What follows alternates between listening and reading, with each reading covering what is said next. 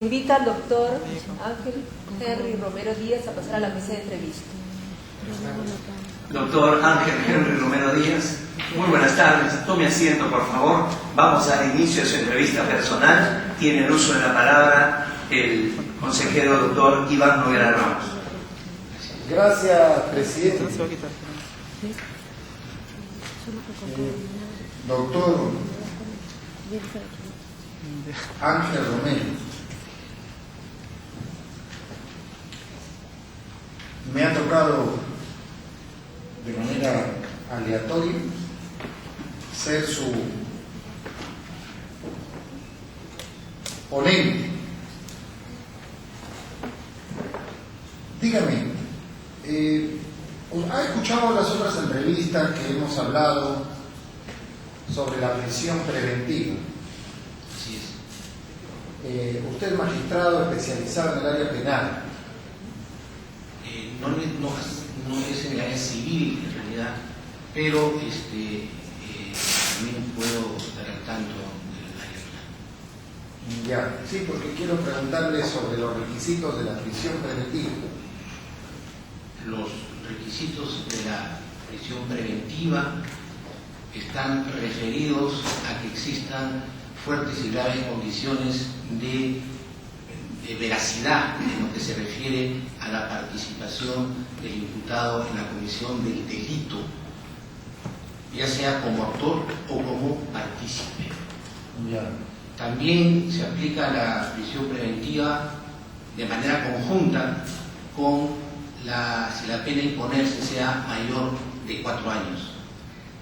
Se agrega a ello también como otro elemento material de manera concurrente el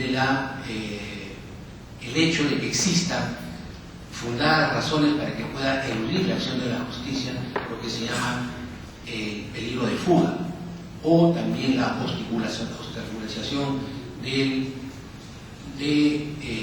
ver el tema con relación a la verdad de los hechos. Justamente en eso último, el nuevo Código Procesal Penal, ya no tan nuevo, el 2004, habla del criterio del peligro de fuga y de obstaculización. ¿Recuerda un poco esos criterios que están expresamente establecidos en la norma adjetiva de criterio de peligro de fuga y criterio de peligro de obstaculización? En lo que se refiere al criterio de peligro de fuga, se empieza primero por el tema del arraigo, vale decir el domicilio dentro del país. Aquí el juez tiene que advertir lo concerniente a su familia, a su entorno, reitero, a su domicilio, hasta su aspecto amical, su aspecto de trabajo, para poder establecer que tiene facilidad de poder fugarse o de su ocultamiento. También tiene que ver el peligro de fuga con la gravedad de la pena a imponérsele. También existe con relación al daño causado, ¿no? Si es que se advierte que este procesado no tiene interés en resarcir el daño ocasionado con su labor ilícita. También vemos en lo que se refiere al tema de la fuga el hecho de pertenecer a una organización criminal o intentar regresar a ella, si que antes salió. También se ve el tema de su comportamiento, en lo que se refiere adentro del proceso o de otro, y que se advierta que tenga interés en ponerse a disposición del proceso investigatorio penal. Claro, muy bien. No es su tema, pero veo que maneja estos puntos. Ahora, durante mucho tiempo se ha desarrollado, le voy a hacer una pregunta más de esta área para pasar a otra área de derecho.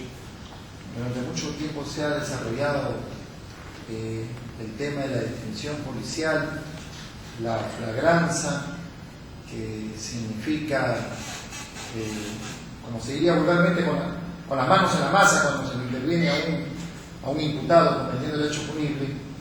Y también se ha hablado un poco de la cuasi flagrancia.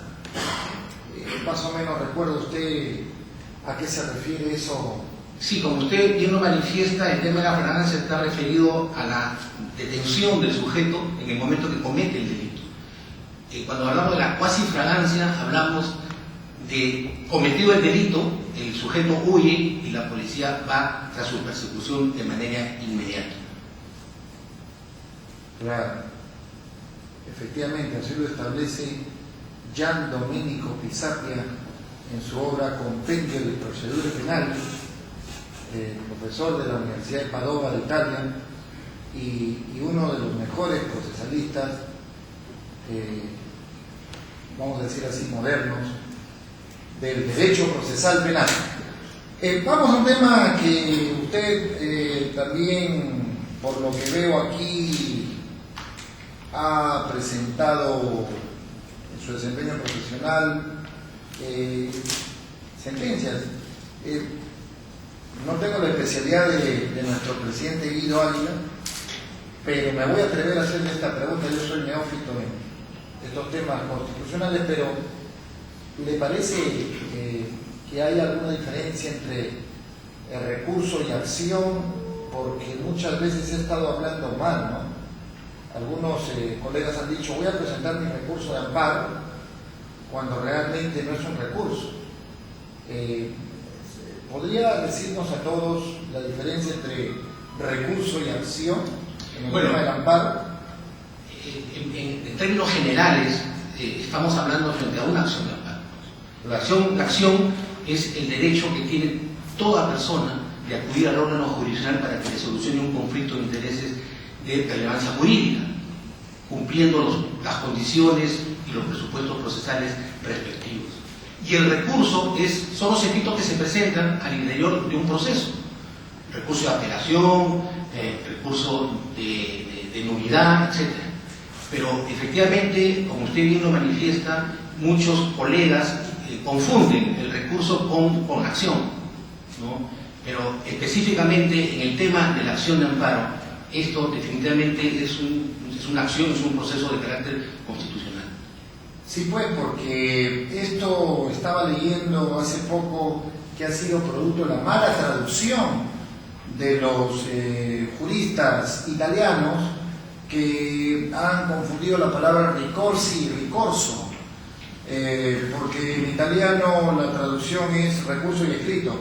Parece que una palabra ha sido, en el momento de la traducción, subsumida por la otra y a todos lo llaman recurso, ¿no? En los libros de doctrina del derecho procesal. También veo también aquí una sentencia, podríamos decir, en el desempeño profesional, donde usted habla de la nulidad. Es un tema interesante esto de los actos jurídicos nulos.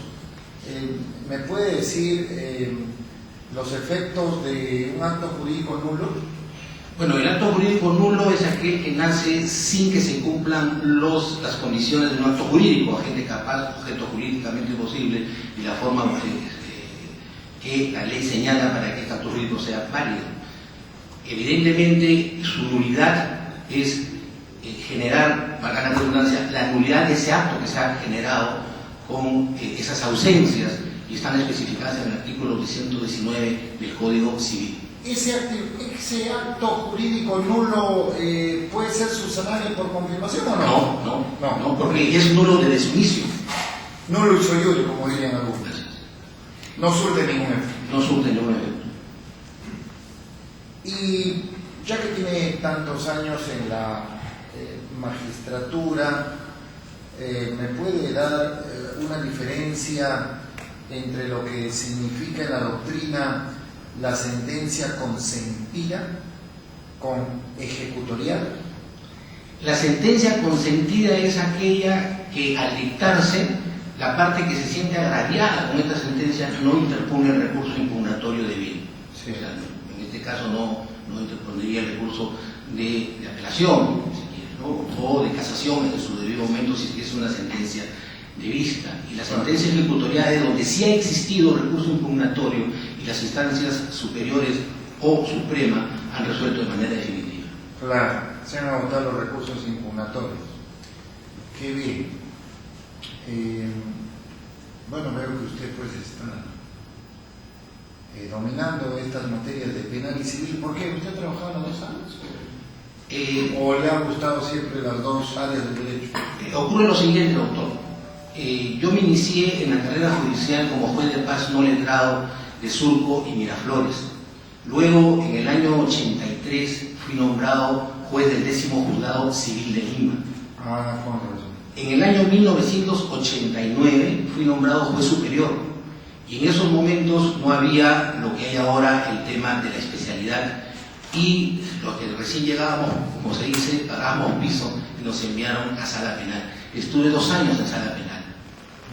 Luego pasé a sala civil hasta el autogolpe del año 92, en que ejercí la profesión a partir de ese año hasta el año 2004, en que luego ya he retornado a la Administración de Justicia. Con razón, conoce estos temas civiles y penales. Y les voy a hacer una pregunta más académica que tanto me gusta preguntar a todos, pero ya no de civil ni de penal, sino de constitucional. ¿Podría explicarnos a todos lo que significa el control difuso? El control difuso es la facultad que tiene el juez para poder, en el momento de resolver un conflicto que está manejando, separar o no aplicar la norma que considere que es contraria a la Constitución. Nosotros acá en el Perú tenemos 2 clases de control: el control difuso y el control que realiza, el control concentrado que realiza el Tribunal Constitucional. Pero hay que advertir, Referente a carta magna, ¿no? Sí, hay que advertir que cuando hablamos de control difuso, el juez deja de aplicar esa norma legal al caso concreto. No es que sale de la normatividad general, sino es al caso concreto, nada más. Bueno, qué bien que también maneje estos temas constitucionales. Yendo ya, vamos a dejar un poquito la parte académica y vemos acá que usted publicó un libro de anulación del laudo arbitral, porque quisiera que nos explique, porque me quedó claro que usted ha sido magistral civil, luego penal, también conoce constitucional, pero ¿qué lo invita a que haga un libro de arbitraje? Esa parte no la entiendo yo. Bueno, cuando estaba cursando el doctorado, hubo un taller que dirigió el doctor Carlos Matius, el doctor de la Universidad de Lima, y de San Martín también, donde yo llevé mi doctorado, y prácticamente me exigió a mí, me dijo: tú eres juez, ¿no es cierto? Tú eres juez, yo quisiera que tú hagas este trabajo sobre anulación del laudo arbitral. ¿Por qué? ¿Quién le dijo eso? El doctor Matus, el profesor del curso taller que estábamos siguiendo. Digo, porque ocurre que este es un tema de anulación del laudo arbitral que se ve en el Poder Judicial. Entonces, quiero que tú lo trabajes y lo analices. Entonces, él fue mi tutor de ese trabajo, y así sale el libro de anulación del laudo arbitral, que justamente coincide con la modificación al proceso arbitral que trae el decreto legislativo 1071. Todo tiene una explicación. De ahí que escribió un libro sobre arbitraje. Sí, así es.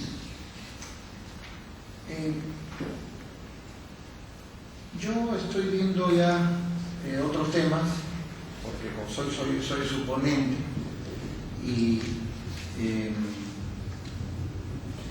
bueno, no tiene ninguna anotación en Infocor, no tiene ninguna deuda. No, deuda tengo, no soy moroso. Ah, muy bien. Que vale la aclaración. Porque Infocor informa las deudas que tenemos, Claro. y nos pone en la calificación de riesgo respectiva. Yo no estoy en ningún riesgo de morosidad. Sí, así dice aquí. Le voy a hacer una pregunta final con el objeto de que pueda aclarar, porque cambia ya una información respecto a un tema del 15 de diciembre del año 2006, de un expediente. Es bueno aclarar esto, como decía el presidente, nosotros, porque si no se aclara, pues no queda la incertidumbre, que no es bueno. Y ese caso tenía el expediente 29-24-2005, conocido como ex trabajador del BCR. Esa fue una, digamos así, una tacha presentada pues por los miembros de una ONG, que no vamos a decir su nombre, ¿no? Contra su persona. ¿A qué se le dio esto? Y cuénteme cómo ha quedado. Bueno, esta es una acción de amparo y yo le agradezco esta pregunta porque inclusive fue hasta mediático. No se trató de una sentencia que favorecía a narcotraficantes o a violadores de niños o a lavadores de activos, a extorsionadores. O sea, no fue una sentencia de esa naturaleza. Se trató de una sentencia que reconocía derechos laborales de trabajadores. Entonces, el gran problema fue, creo yo, de que la parte demandada era el Banco Central de Reserva del Perú. ¿Cuál era el argumento de los trabajadores? El argumento de los trabajadores era de que habían sido obligados a firmar una carta de renuncia y que a su vez habían recibido efectivamente un incentivo. Pero ya el Tribunal Constitucional, en un caso de Telefónica, había señalado de que esa forma de deshacerse de los trabajadores era un despido arbitrario. Y es así que la Sala consideró de que efectivamente, siguiendo esta jurisprudencia del Tribunal Constitucional, consideramos que se trató efectivamente de un despido arbitrario y que habían sido obligados a firmar esa carta de renuncia. Entonces usted hizo bien. Sí. Bueno, nada más, presidente. Bien, doctor Rodríguez. Doctor Ángel Romero Díaz, en el sentido de la última pregunta desarrollada por el consejero Iván Noguera, ¿por qué considera entonces que la Sala Superior declaró nula esa sentencia y luego la Sala Suprema también declaró nula su sentencia?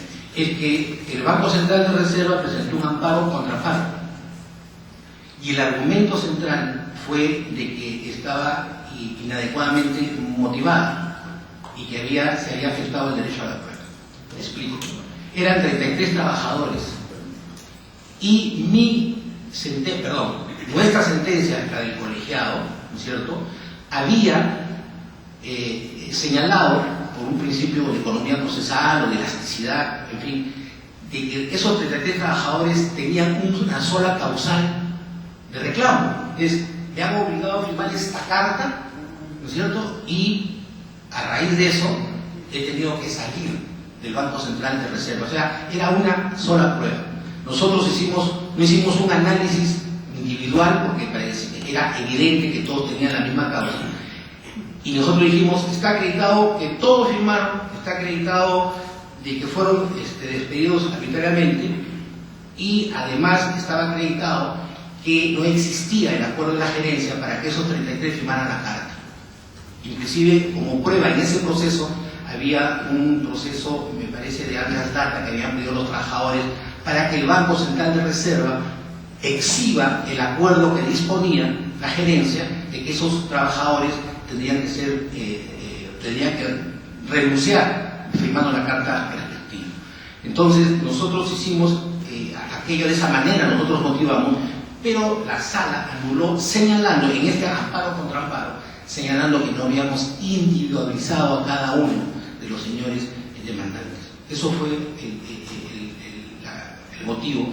Ese expediente fue apelado y la Corte Suprema confirmó esa resolución y como consecuencia de ello se anuló la sentencia que en diciembre del 2006 había dictado la Sala que presidía en su momento. Doctor Romero, ¿no hay una mínima autocrítica sobre aquella resolución? Porque estamos hablando de docentes que declaran nula una sentencia. Pero, ¿cuál sería? Pues por supuesto.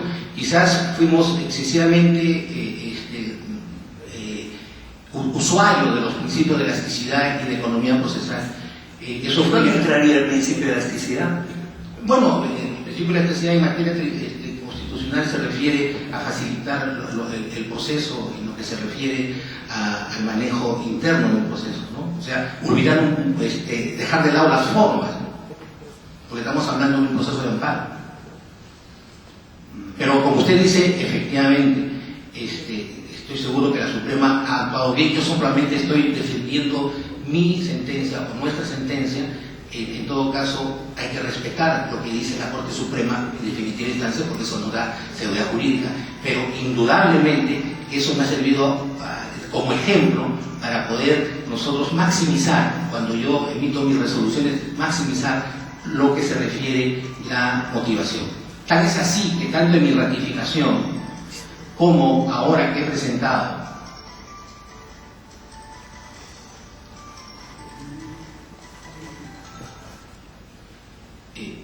decía, disculpe, continúe.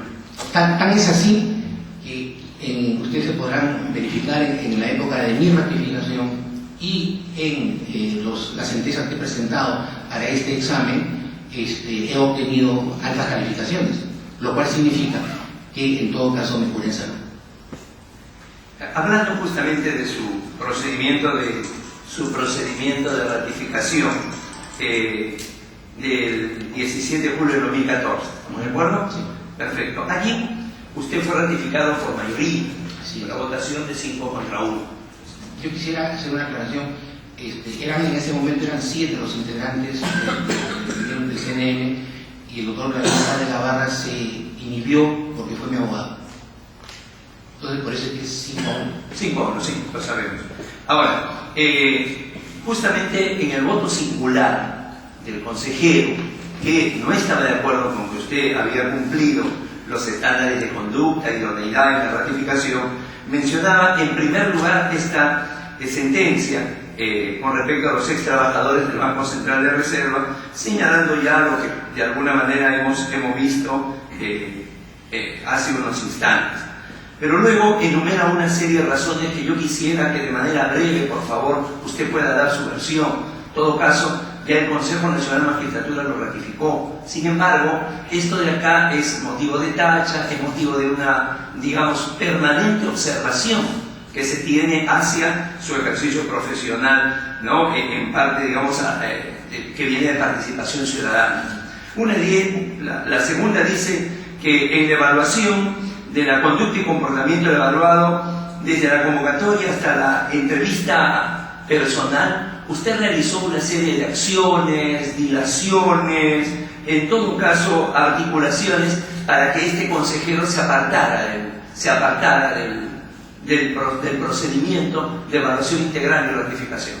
Quiero iniciar esa respuesta diciendo que ejercité mi derecho de acción. ¿Por qué? El señor consejero, en un proceso de ratificación en el cual yo no participaba, y entrevistándolo a otro colega, le preguntó: ¿usted conoce las actividades que hacía el doctor Ángel Romero Díaz en el tema de asesoramiento de casinos y tragamonedas? El colega le dice: bueno, no sé, o sea, esa es su profesión del doctor. Sí, porque con su accionar ha provocado que el Estado pierda demasiado dinero. Entonces me ponía a mí como si fuese yo un delincuente que había tomado, asesorando acciones de amparo en una connotación de carácter comercial válida, ¿no es cierto? Y que eso había generado que yo provocase, prácticamente me ponía a un nivel que yo no podía permitir. Tal es así que yo no estaba en ese momento para defender. En tal sentido, yo inicié un proceso de indemnización porque consideré que se me afectaba mejor. Y si yo soy juez, tengo yo que demostrar también a los litigantes que el juez también tiene un honor que defender igual que ellos. Entonces, bajo esa premisa es que inicié un proceso de indemnización, iniciándolo, para la redundancia, convocándolo a una audiencia de conciliación. Justo coincidió en que era yo convocado a la ratificación y pedí que se excusara, habida cuenta que teníamos este conflicto de intereses. Por mayoría no aceptaron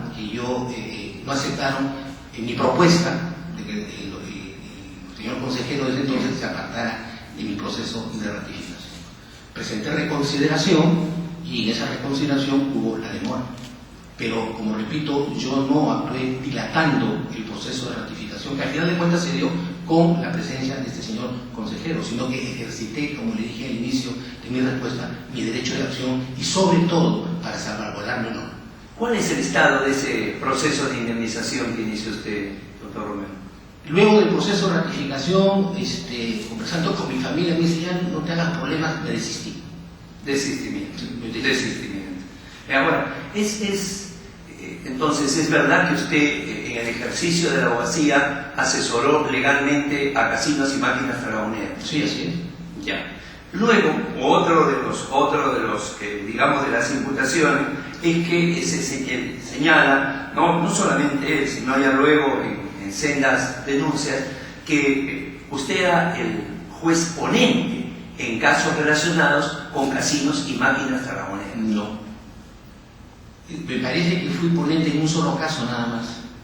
En un solo caso donde esas personas no habían sido mis clientes y por ende no tenían por qué yo inhibirme. Y se trataba de ratificar una sentencia del Tribunal Constitucional que había declarado confiscatorio el impuesto que se le cobraba a estos negocios de casinos y tragamonedas. ¿Hubo casos entonces, eso quiere decir, en los cuales usted se inhibió? Sí, claro.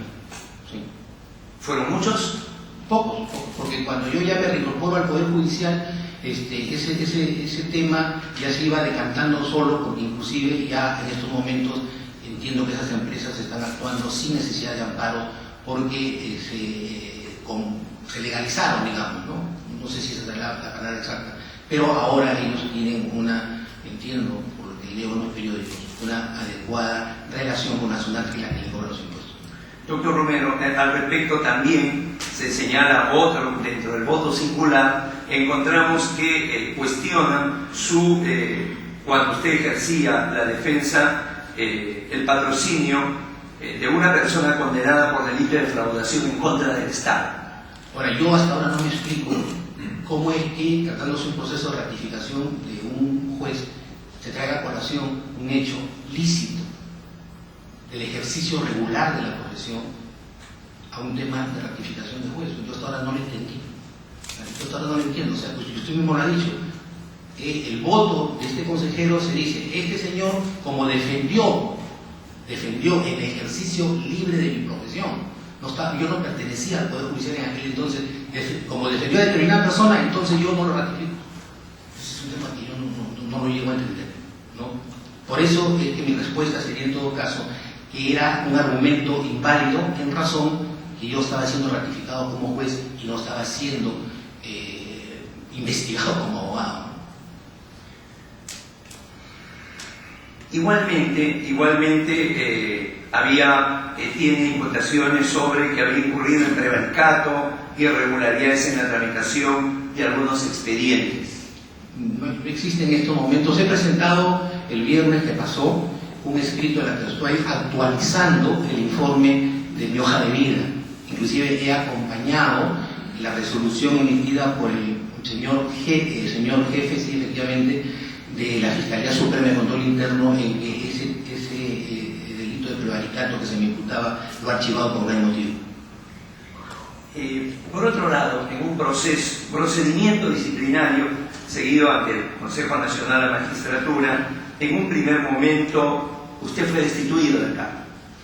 Bueno, se dictó digamos que una primera resolución fue por la destitución. Nunca se efectivizó la destitución. No sé. Usted fue destituido y luego presentó una reconsideración y se dio, un nuevo fallo donde justamente señalaba, fundado en parte su recurso de reconsideración, y luego se ordenó la revisión para que disponga la aplicación de la medida correspondiente. Así es. En esa medida correspondiente, OCMA impuso una medida disciplinaria de suspensión de 2 meses, que luego fue, revocada por la resolución del Consejo Ejecutivo. Sí, así es. Ya. Si bien es cierto, doctor Romero, acá no encontramos, ¿a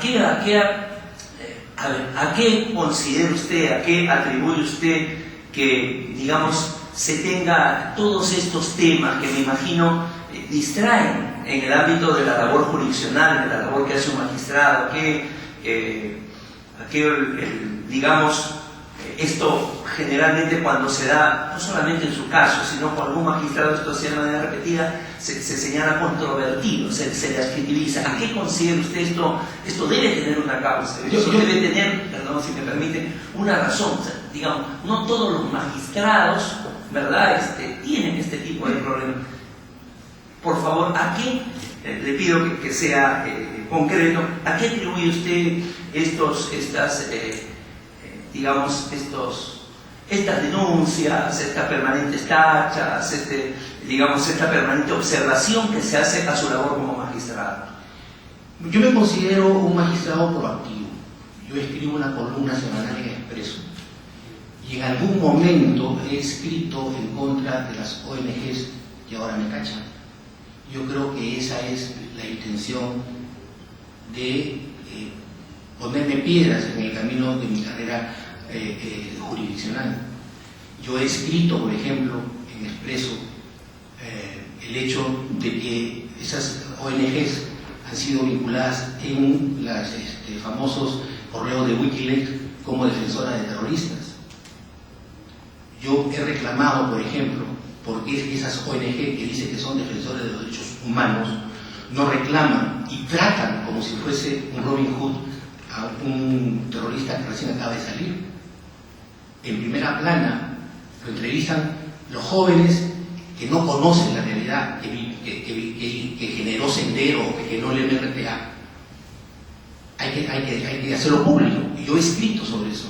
Digo, ¿cómo es posible que esos señores ONG y con sus nombres respectivos pueden dar a conocer la actividad luego de que ha salido de cárcel esta persona condenada por delitos de terrorismo, por hechos gravísimos de asesinato, de robos, de desestabilizar la democracia? Entonces, ¿cómo es posible que ellos no tengan ningún pronunciamiento sobre eso? Entonces, quizás esa suerte de lucha ideológica, no sé si será ideológica, repetida, pero en todo caso lucha de opiniones, da motivo a estas situaciones de esta naturaleza. ¿Qué fue primero? ¿Su artículo contra las ONG o denuncia de las ONGs que luego usted trasladó? Primero han sido mis artículos. Yo recuerdo que cuando fui presidente de la Corte Superior de Lima, ellos me envían un oficio que consideré un poco mal dirigido, si se quiere, en términos de respeto a un funcionario. Nosotros somos jueces y tenemos que hacernos respetar. Diciendo, mi señor, sabemos de que usted es candidato a la presidencia de la Corte Superior de Lima y en consecuencia le pedimos que nos mande por favor su plan de trabajo. Firma fulano de tal, representante de la ONG tal. Allá muy bien. Yo les contesté diciéndoles, quiero saber quiénes son ustedes, a quiénes representan y de dónde viene el dinero que tienen para actuar como ONG. Nunca me dijeron nada, ahí quedó todo. Fui elegido presidente de la Corte Superior de Lima. Bueno, y ahí estamos. ¿No hubiera sido mejor que, digamos, señalando el ámbito de, pudiendo inclusive estar de acuerdo en que no eran los términos adecuados, señalarle eso, ¿no? Mira, respecto a su carta, yo considero que no son los términos de respeto a la función que realizo como magistrado, ¿no? Lo cual me extraña, los exhorto a que la comunicación sea con el debido respeto. Sin embargo, en área de transparencia, le envío mi plan de trabajo.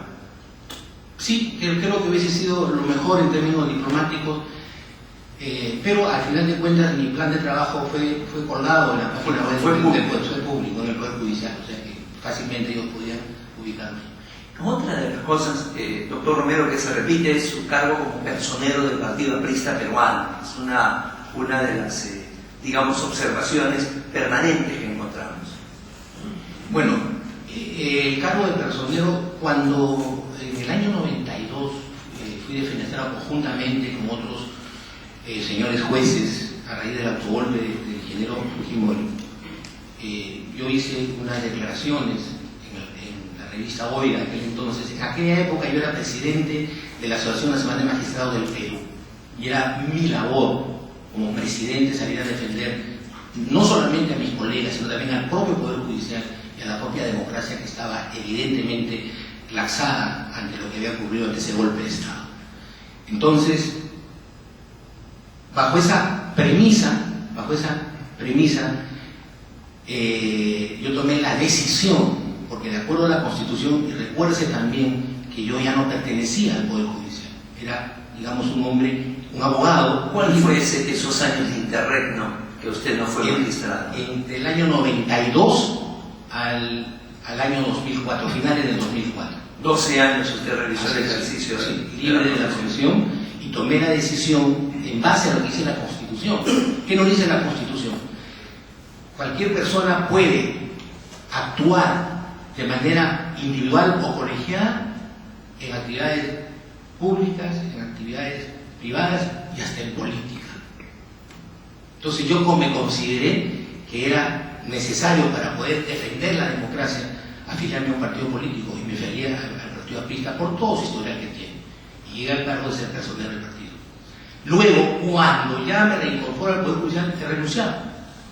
Creo que el hecho de ser en su momento miembro de un partido político no lo castra a uno para surgir la vida. Muy de acuerdo en ese sentido.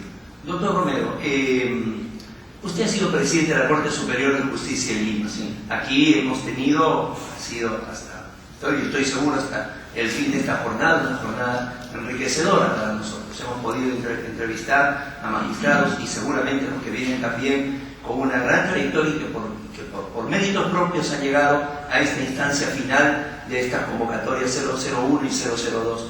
¿Qué considera usted la principal labor? ¿Qué cosa ha quedado hasta el día de hoy en su gestión como presidente de la Corte Superior de Justicia de Lima? Yo me caracterizo por ser institucionalista 100%.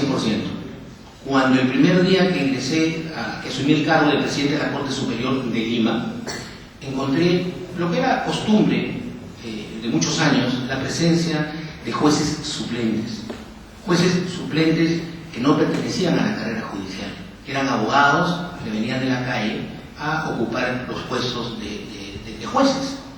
Entonces, partiendo de la premisa que nosotros tenemos que ser institucionalistas, tenemos que dar las oportunidades a nuestros secretarios, a nuestros relatores, a nuestros asistentes, en fin, a todo lo que es miembro del Poder Judicial. ¿Usted es partidario de la carrera cerrada?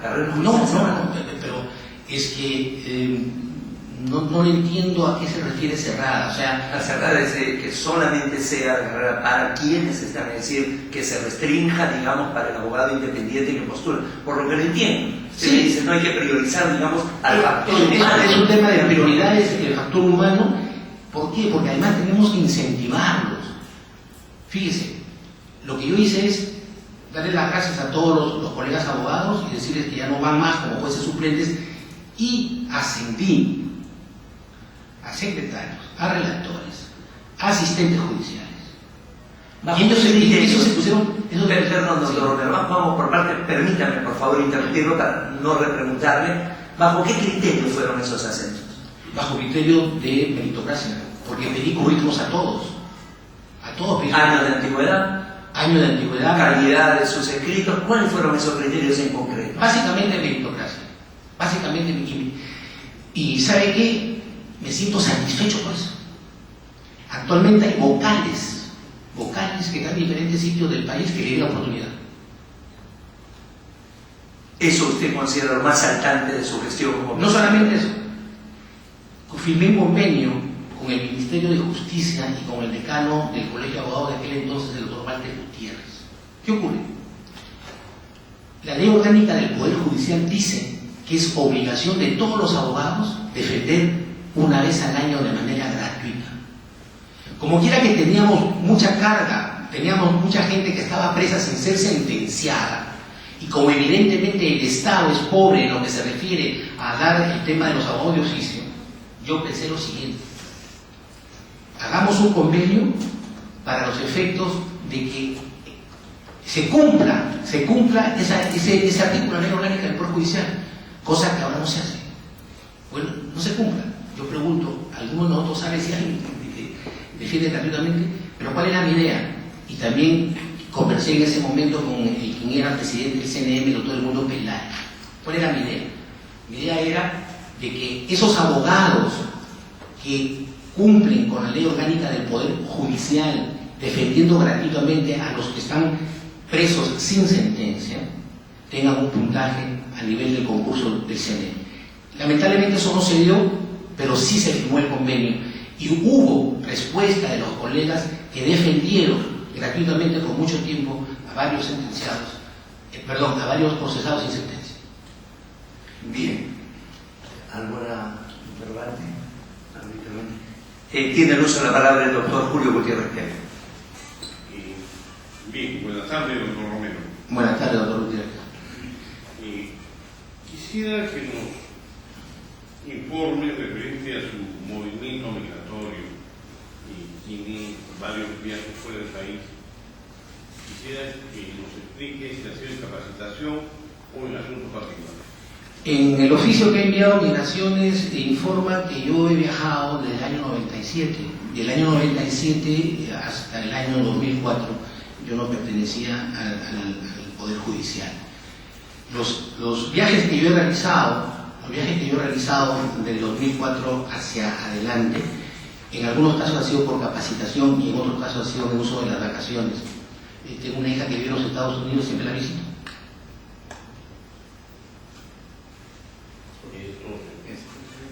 Tiene el uso de la palabra el doctor Teodulo Santos Cruz.